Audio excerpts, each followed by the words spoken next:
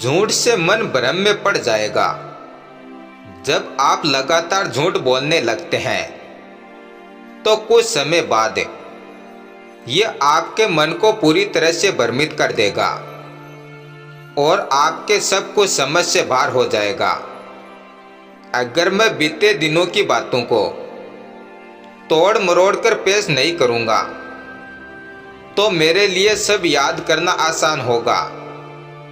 अगर मैं कुछ भूल भी गया तो किसी ऐसे इंसान से पूछ सकता हूं जो उस समय वहीं मौजूद था। लेकिन अगर मैंने ही झूठ बोला था तो मैं किसी से क्या पूछूंगा। और अगर मैं जानबूझकर झूठ बोल रहा हूं तो आपसे एक बात कहूंगा और कल किसी दूसरे से कुछ और कहूंगा, फिर तीसरे दिन कुछ और कह दूंगा और हो सकता है कि यह भी याद न रहे कि किसे क्या क्या बताया था। झूठ बोलने से आप अपने ही भीतर अस्त व्यस्त हो जाते हैं और भ्रमित हो जाते हैं। परंतु आपने जो जैसा देखा वैसा ही बोलने के लिए आपको कोई कोशिश नहीं करनी होती और बहुत कुछ सोचना भी नहीं पड़ता।